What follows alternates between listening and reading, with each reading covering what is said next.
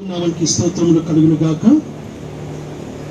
ఈ సాయంకాల సమయమున ఈ చక్కటి వాతావరణంలో చాలా వేడిగా ఉంటుందని అనుకున్నాం, కానీ చక్కటి ఫ్యాన్స్ పెట్టినారు, కూలర్స్ పెట్టినారు.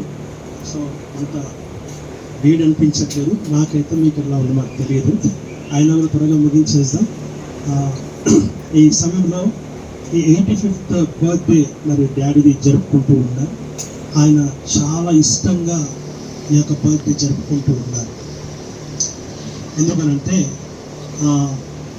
చేసుకోవాలి ఈ 85th బర్త్డే అనేసి చాలా సంతోషంగా మరి చర్చ్లో కూడా నిన్నటి దినాన అక్కడ మీటింగ్ మరి కనుక చర్చ్లోనే బర్త్డే జరుపుకున్నాడు. యాక్చువల్గా ఈరోజు తన బర్త్డే, కానీ సంఘంలో జరుపుకోవాలని నిన్నటి దినాన చర్చ్లో, ఫిలడెల్ఫియా చర్చ్లో మరి తన బర్త్డేని సంఘంలో జరుపుకోవాలి ఒక పట్టుదలతోని, సంతోషంతో, ఆనందముతో జరిగించుకోవాలని ఆయన ఒక తీర్మానం చేసుకొని ఒక చక్కటి ప్రణాళికతో మాకు ముందే మా ముగ్గురికి, అనగా ఆయనకు మేము ముగ్గురం సంతానం, 2 ఆడపిల్లలు మొదటిగా, ఆ తర్వాత నేను, మా ముగ్గురిని పిలిచి కూర్చోబెట్టుకొని ఒక ప్రణాళిక ప్రకారంగా నాది ఈ బర్త్డే జరగాలని అలాగా జరిపించుకున్నాను. హల్లెలూయా, హల్లెలూయా. సంతోషంగా ఉన్నారు అందరూ ఒకసారి హల్లెలూయా. మనమందరం క్రైస్తవులము. హల్లెలూయా చెప్పడం మన బాధ్యత. దేవుని నామాన్ని మహిమపరచడం, దేవుని నామాన్ని ఘనపరచడం, దేవుని నామాన్ని కీర్తించడం మన యొక్క లక్షణం, క్రైస్తవుని యొక్క లక్షణం.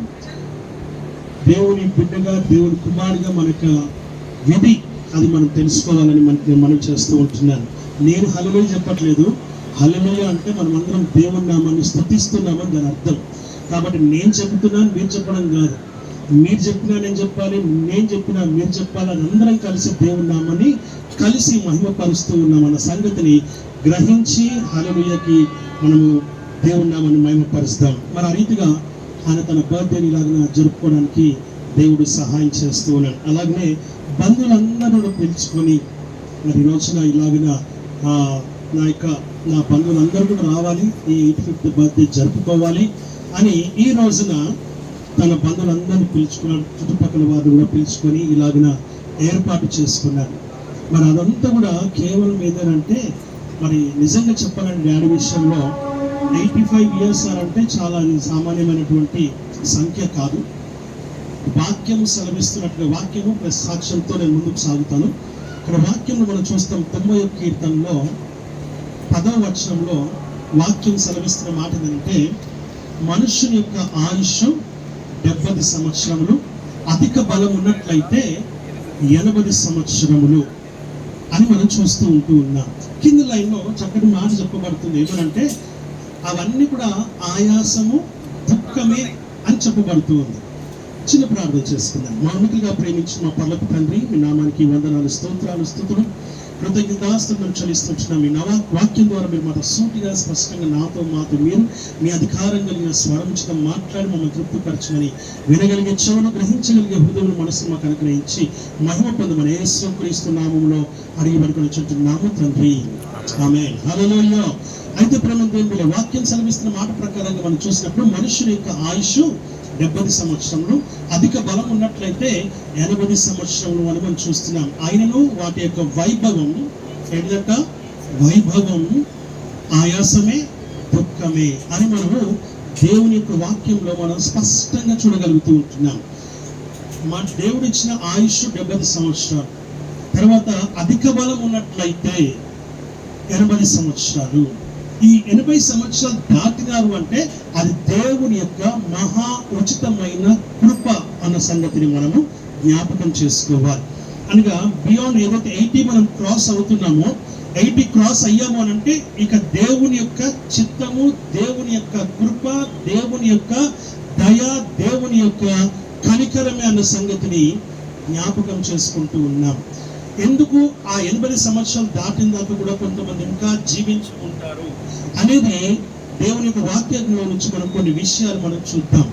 ఇక్కడ వాక్యం స్పష్టంగా తెలియజేస్తున్న మాట 70 లేక 80, 70 to 80. కానీ 80 క్రాస్ అయినామనంటే ఖచ్చితంగా దేవుని కృపని అన్న సంగతిని మనము జ్ఞాపకం చేసుకోవాలి. చాలా మందికి మరణం అనే భయం ఉంటుంది.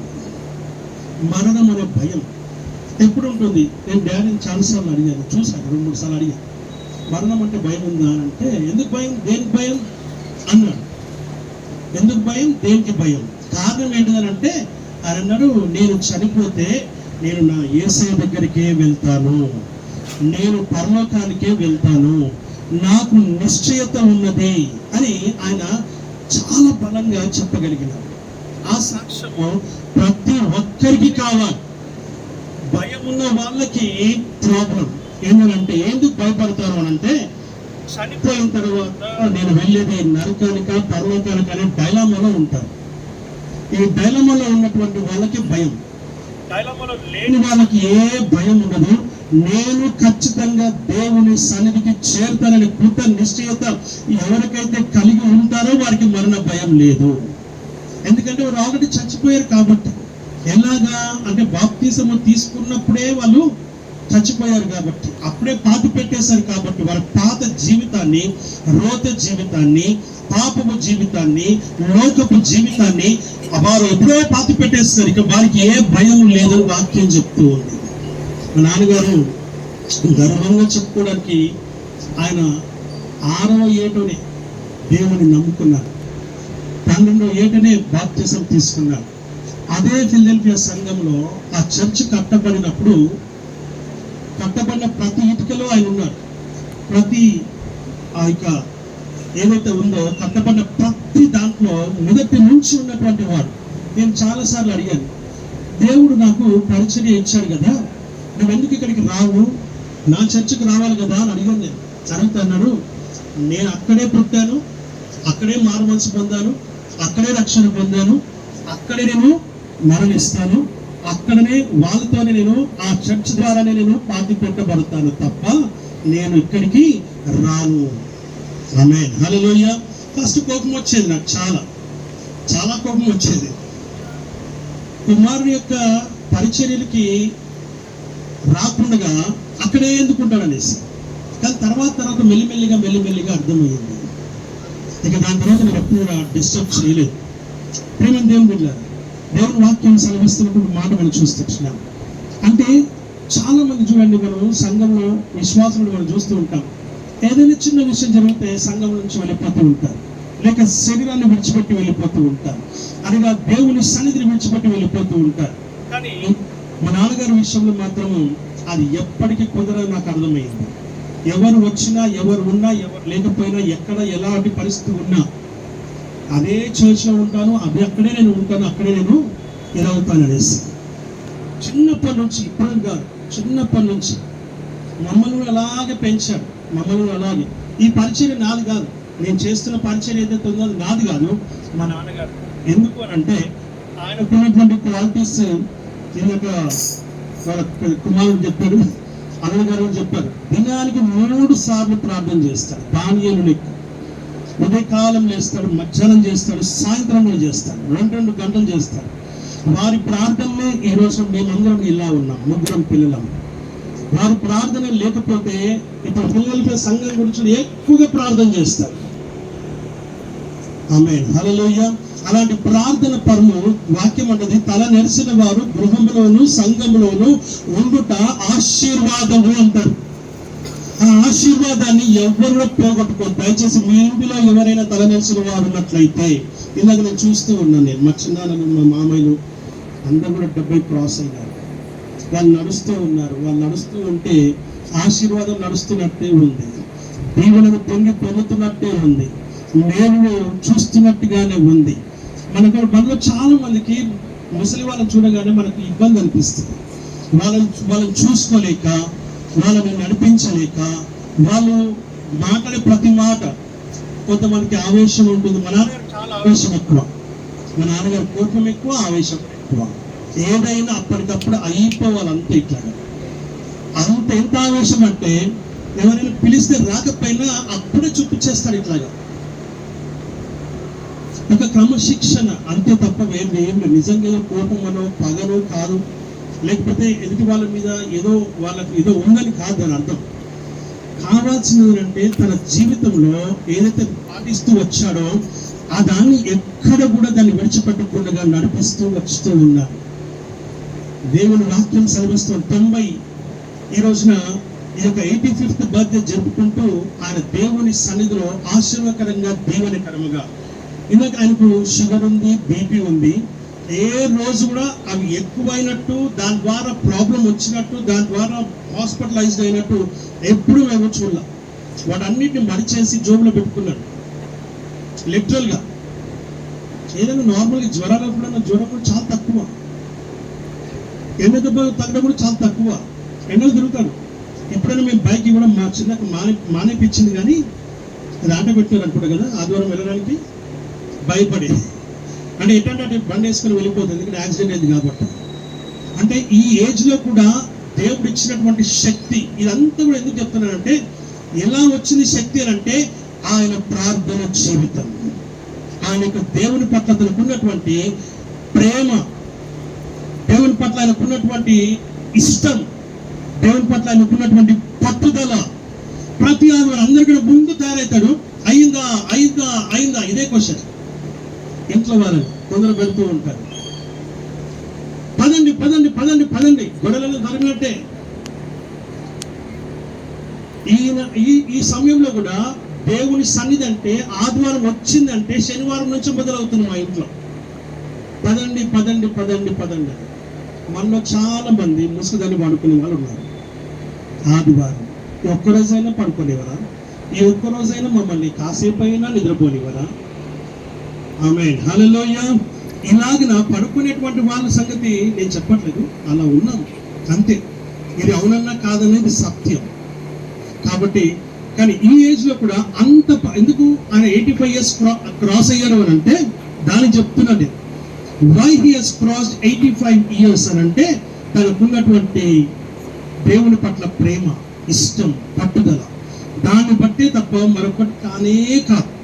ఇది మన శరీర బలమో మన శరీరంలో శక్తో ఎంత మాత్రం కాదు. ప్రేమ దేవుళ్ళో ఉంటే ఆ శక్తి వస్తుంది, ఆ బలం వస్తుంది, అన్నీ వస్తాయి.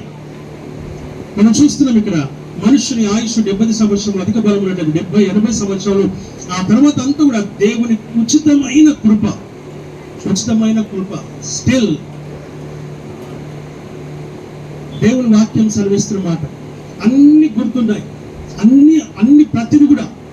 చిన్నప్పుడు నేను రాత్రి అడుగుతున్నాను, నీకు గుర్తుందా చిన్నప్పుడు నేను స్కూల్కి మన నర్సరీలో వేసినప్పుడు నేను వర్తిసపరి గుర్తుందా అని అడుగుతున్నాను. ఏంటంటే నాకు ఒక ఆయమ్మని పెట్టాను. ఆయమ్మని పెట్టి నన్ను నర్సరీ స్కూల్కి పంపించాను. అంటే ఆయన పిల్లల పట్ల ఉన్నటువంటి పట్టుదల, కన్సర్న్ ఏదైతే ఉందో, అంటే వదిలిపెట్టే ఏ విషయంలో చూసినా కూడా అన్నిటి విషయంలో కూడా. తర్వాత మేము స్కూల్ రైల్వే మిక్స్ స్కూల్ చదువుకున్నాం. ఆ చదువుకున్నటువంటి స్కూల్లో ఎదురుగా ఆయన ఆఫీస్ ఉండేది. మధ్యాహ్నం కాగానే మమ్మల్ని తీసుకెళ్ళి అక్కడ ఆఫీస్లోకి వెళ్ళి మాకు అందరికీ మేము తినేదాకా మేము చూసి తినబెట్టి పంపించాం. మళ్ళీ అక్కడ స్కూల్ దగ్గర దాకా వదిలిపెట్టేవాళ్ళు. అంటే క్వాలిటీస్ నేను చెప్తుంది. ఆ ఆయుష్, ఆ బలము, ఆ శక్తి, ఆ జ్ఞానము, ఆ తెలివి. దయచేసి కొంతమందికి ఏంటంటే డాడీకున్న ఆవేశంను బట్టి, కోపాన్ని బట్టి తప్పుగా అర్థం చేసుకుంటున్నారు. దయచేసి చేసుకోవద్దని నేను చెప్తూ ఉంటాను. ఆవేశమే తప్ప, కోపమే తప్ప పగ కాదు, లేకపోతే మరొకటి ఎంత మాత్రం కాదు. దయచేసి వేరేలాగా ఆలోచించదని కూడా నేను మనవి చేస్తూ ఉంటున్నాను. ఆయన ఇంతకాలం ఉన్నట్టు అది మాకు ఆశీర్వాదం, మా కుటుంబాన్ని అందరికీ కూడా ఆశీర్వాదం. ఇంతకు మా చిన్నమ్మను సాక్ష్యాలు, చక్కటి సాక్ష్యాలు చెప్పారు. ఎప్పుడప్పుడు ఆయన జీవితంలో జరిగినటువంటి సంఘటనలన్నీ కూడా చెప్పారు. అవి తెలుసుకోవడానికే మేము సాక్ష్యం చెప్పమని చెప్పింది. వాటన్నిటిని మేము మరలా ఒకసారి నెమరు వేసుకోవడానికే ఈ సాక్ష్యాలు. పేరు చెప్తే ఏమైపోతున్నారంటే వాళ్ళే వస్తారేమో భయం, వాళ్ళే చెప్తారేమో సాక్ష్యం అనేది. అలా అందరికీ ఓపెన్గా చెప్పడానికి కాలేదు, అందరూ చెప్పాలన్నటువంటి ఒక చక్కటి ఆలోచన, తలంపుతో అందరినీ పిలిచారు. మరలా వాటన్నిటిని మేము నెమరు వేసుకోవడానికి ఈ చక్కటి అవకాశాన్ని మేము సద్వినియోగం చేసుకున్నామని మీ అందరికీ నేను మనవి చేస్తున్నాను. రెండో మాట చూద్దాం, దయచేసి చూడండి. 91 కీర్తన 14-15 వచనాలు మనం చూసినప్పుడు అక్కడ ఒక చక్కటి మాట చెప్పబడతా ఉంది. దేవుణ్ణి అతడు నన్ను ప్రేమించుచు ఉన్నాడు గనుక నేను అతన్ని తప్పించదను. అతడు నా నామమును ఎరిగిన వాడు గనుక నేను అతన్ని ఘనపరచదను. చాలు చాలు చాలు చాలు. ఇక్కడ వాక్యం సెలవిస్తుంది అంటే అతడు నా నామమును ఎరిగిన వాడు. మనకందరికి తెలుసు యేసు అనేటువంటి నామం అందరికీ తెలుసు. కానీ what I mean to say is practically, personally we have to know the presence, we have to know the name of Jesus Christ. అనగా వ్యక్తిగతమైన సంబంధం, వ్యక్తిగతమైనటువంటి అనుబంధం, వ్యక్తిగతమైనటువంటి బాంధవ్యాన్ని కలిగి ఉండాలనేది ఇక్కడ ఆ విషయానికి దానికి ఉన్నటువంటి అతడు నన్ను ప్రేమించి ఉన్నాడు గనక వాక్యం చాలా స్పష్టంగా తెలియజేస్తుంది. అతడు నా నామమును ఎరిగిన వాడు గనక అతను నేను ఘనపరుస్తాను. ఘనపరచబడడం అంటే వట్టేనే ఘనత రాదండి. దేవుణ్ణి ఎరిగినటువంటి వారమై ఉన్నప్పుడు ఘనత వస్తుంది. మనం దేవుణ్ణి ప్రేమిస్తే ప్రతి అపాయంలో నుంచి తప్పించబడతాం. డాడీకి జరిగినటువంటి యాక్సిడెంట్ ఏదైతే ఉందో ఎముకలు ఆ యాంకిల్లో ఆ విరిగిపోయి బయటకు వచ్చాయి. మరలా తగ్గుతుందో లేదని చాలా భయపడ్డాం. కానీ విత్-ఇన్ 3 months లోపల అది మొత్తం క్యూర్ అయిపోయింది. షుగర్ ఉన్నా కూడా ఇది దేవుణ్ణి ప్రేమిస్తే దేవుడు మనల్ని అందరినీ తప్పిస్తేటువంటి పరిస్థితులు మనం చూస్తున్నాం. అతని దేవుని నామమును ఎరిగిన వారం అయితే ఆయన మనం ఘనపరుస్తామని వాక్యం చెప్తుంది. ఘనపరచబడడం అనేది మామూలు ఎవరు మనుషులు ఇస్తే వచ్చే ఘనత కాదండి.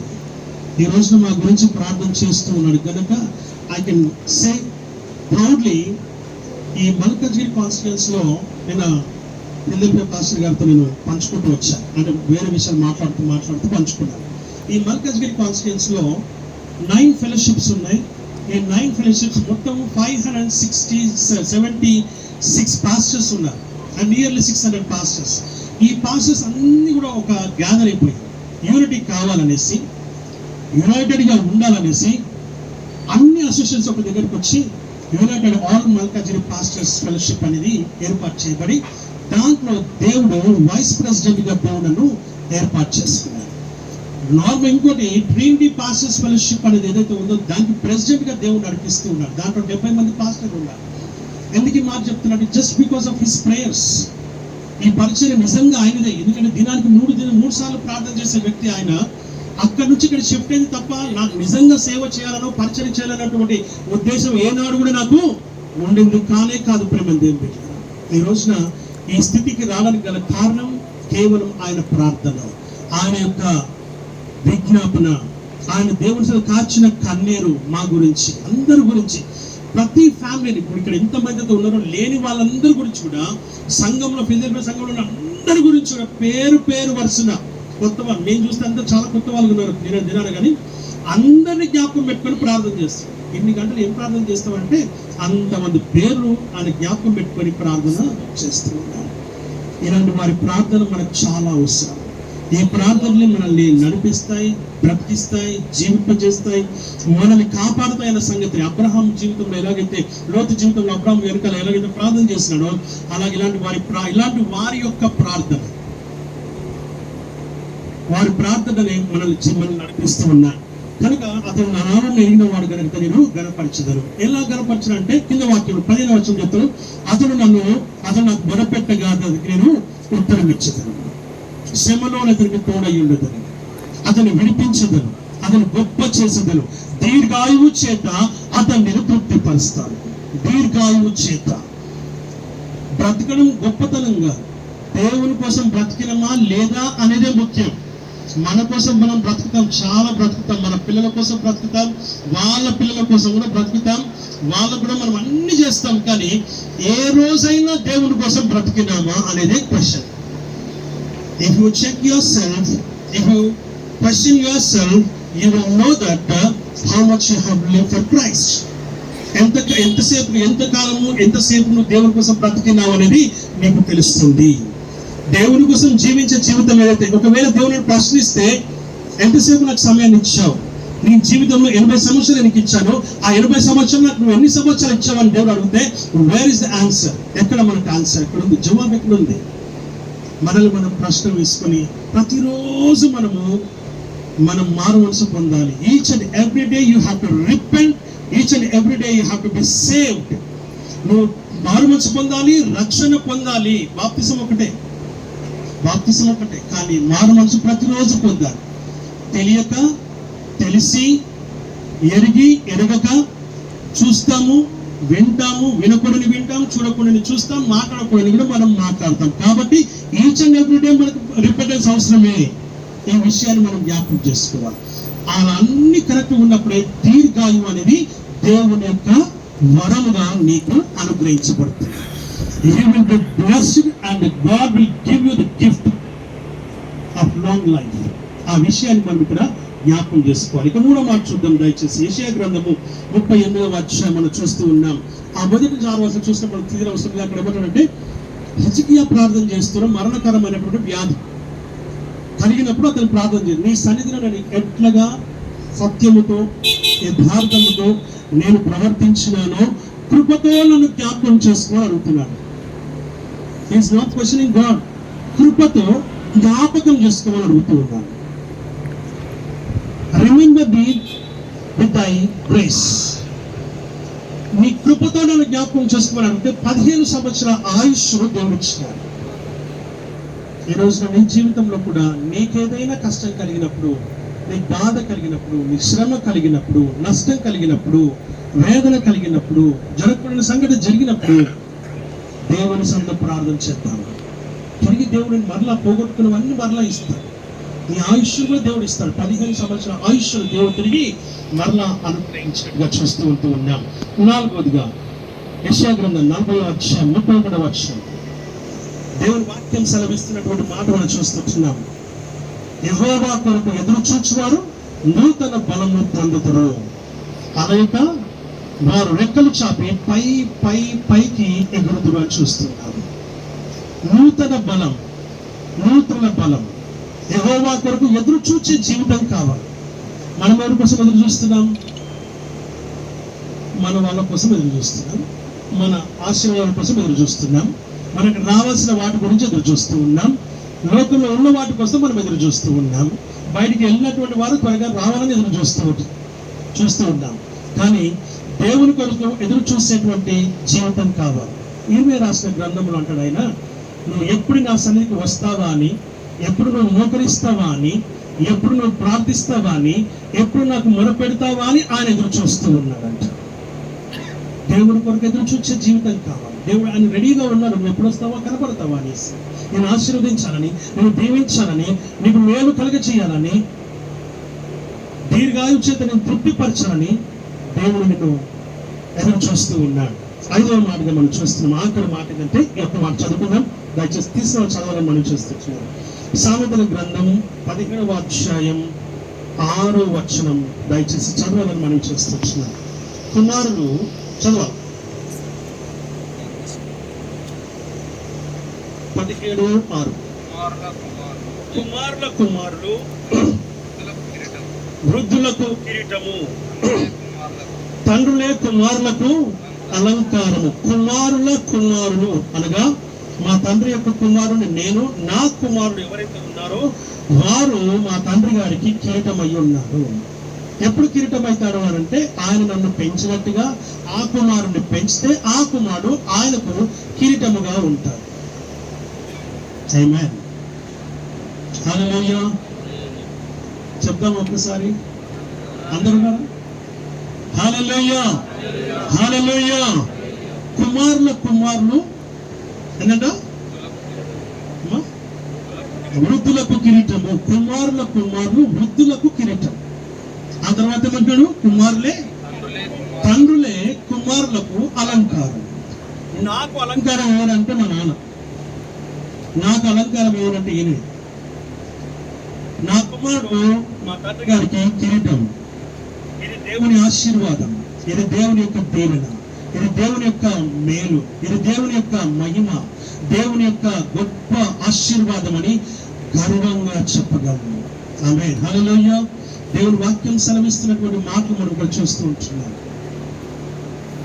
నా ప్రేమైనటువంటి వాళ్ళారా, ఈ 85 సంవత్సరాల ఆయుష్ను దేవుడు వచ్చి 86లోనికి ప్రవేశింపచేసి ఇలాగిన పెద్దల మా జాషువా అంటున్నాడు, అన్న మామను 85th కాదు 90 కూడా జరుపుకోవాలని మామూలు చెప్పి వెళ్ళాడు.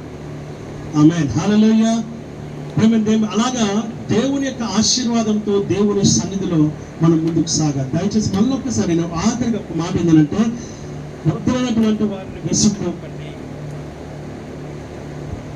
మనం కూడా ఒకప్పుడు వృద్ధులం కావాల్సిన వారమే. మనం కూడా ఒకప్పుడైంది లైన్లో ఉన్నాం మనం కూడా ముసలి వారికి కావడానికి. మన పిల్లలు ఎలా చూస్తారో మనకు తెలియదు. మనం ఎంత చూస్తున్నామో మన పిల్లలు మనల్ని కూడా అలా చూస్తారు. మనం ఏ కొలతతో కొలుస్తామో అదే కొలత కొలవబడుతుంది. If you love your parents and your children will love you. ఆమేన్, హల్లెలూయా. ఈ విషయాన్ని మనం జ్ఞాపకం చేసుకోవాలని మరొక్కసారి మీ అందరికీ నా యొక్క మనవి. కనుక ప్రార్థించండి, వాళ్ళ గురించి ఇంకెక్కువగా గోచాడండి, వాళ్ళకి ఇంకెక్కువ సహాయం చేయండి, వాళ్ళ మాట వినండి. వాళ్ళు చెప్పింది, ఎందుకంటే చెప్పింది 10 సార్లు చెప్తారు, నాకు కూడా తెలుసు. మనం చెప్పింది వాళ్ళు వినరు, వాళ్ళు చెప్పింది మనం విందాం. అది ఉంటే మనకు ఆశీర్వాదం, అది ఉంటే మనకు దీవెన, అది ఉంటే మనకు మేలే కలుగుతుంది కానీ కీడెంత మాత్రము కలగదు. ఆ విషయాన్ని గమనించి దేవుని సన్నిధిలో మనం ముందుకు సాగదాం. అటు రీతిగా దేవుడికి వాక్యం ఆశీర్వదించి దీవించును గాక.